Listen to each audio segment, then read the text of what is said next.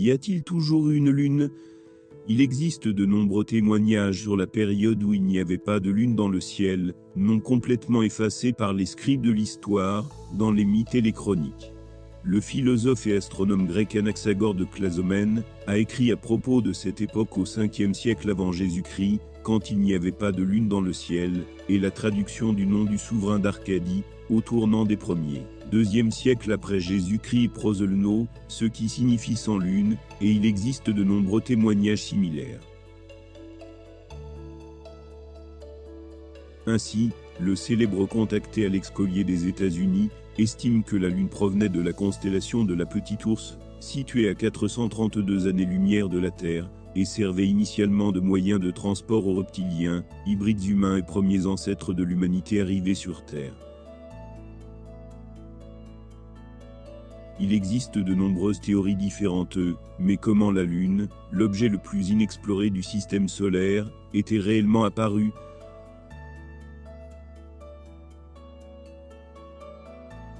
Arrivée en 18344 avant Jésus-Christ, la flotte stellaire du système d'intervention d'Œuvre, depuis la constellation de la Grande Ourse, a réalisé la capture du système interplanétaire de la planète Terre, au cours de 1040 ans, avec l'aide d'une énorme flotte d'occupation. Sa composition était la suivante: la planète Soleil, 3 lunes, vaisseaux mères, 54 satellites des planètes qui sont encore à leur place, 12 ovnis principaux de type 960, 3862 objets d'attaque de type 440, avec des moyens techniques de destruction.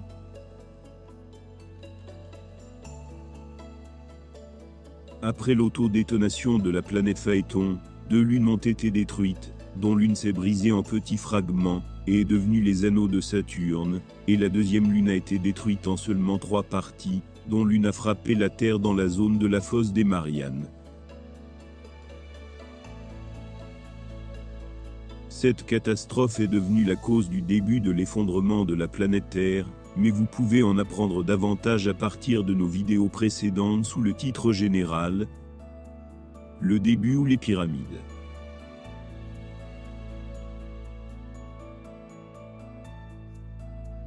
Il ne reste qu'une seule lune, qui est devenue le système de soutien de vie externe de la planète, couvrant de son influence les gammes de fréquences de la Terre, ne dépassant pas 128 octaves, 2 puissance 128 oscillations par seconde.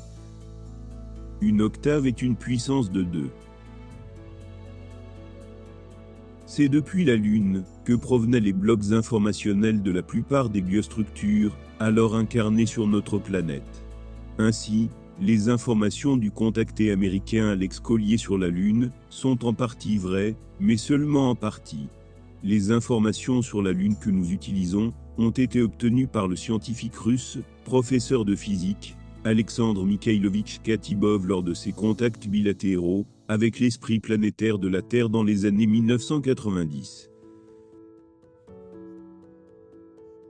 La Lune est le vaisseau mère de la flotte d'occupation d'Œuvre. Il n'y a rien à sa surface. Le rayon de la Lune est de 1737,983 km. Elle possède 2 faces, l'une externe et l'autre interne. La face tournée vers la Terre est plus fine de 184 km.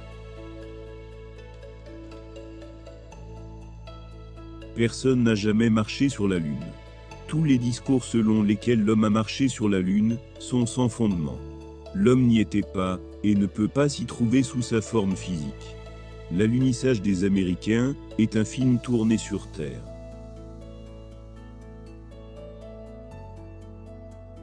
La structure matérielle extérieure contient du soufre, des éléments de terre rares radioactifs et des métaux. Pour surveiller la surface et l'atmosphère, la Lune possède ses propres ovnis-242 objets au total. 36 types sont majoritairement automatiques. 16 types sont contrôlés par pilote. Leur altitude maximale ne dépasse pas 2 km. Contrairement à la Terre, la Lune possède une ceinture antigravitationnelle qui s'active lorsque les météorites s'approchent et modifient leur trajectoire, les dirigeant principalement vers le Soleil. À l'intérieur de la Lune se trouvent de puissants complexes, conçus pour maintenir un fonctionnement autonome, et pour soutenir le fonctionnement des systèmes de survie des biostructures sur Terre.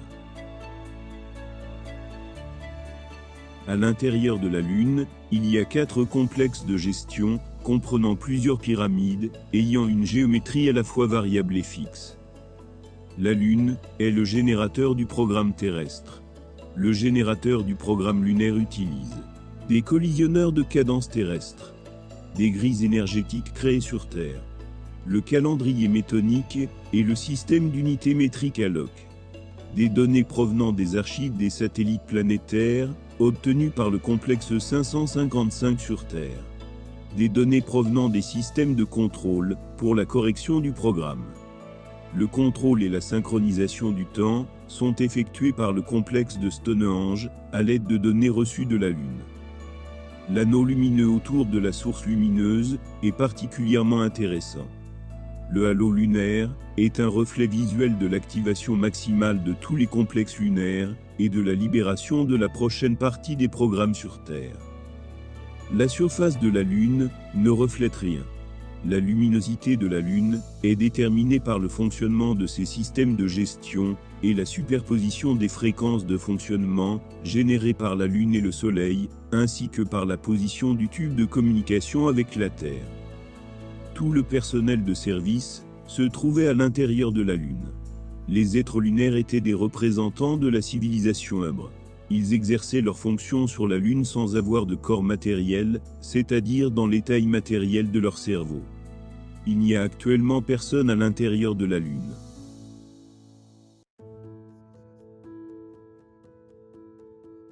La Lune est actuellement contrôlée à distance par le système de gestion terrestre, via les complexes de gestion lunaire. L'analyse spectrale de la surface lunaire a révélé la présence de grandes quantités de titane et de fer. Regarder la Lune, explique l'un des auteurs de la découverte, Mark Robinson de l'Université de l'Arizona. Sa surface est toute en nuances de gris, du moins pour l'œil humain. Mais dans certaines zones, les mers sont un peu plus rouges, dans d'autres, un peu plus bleues.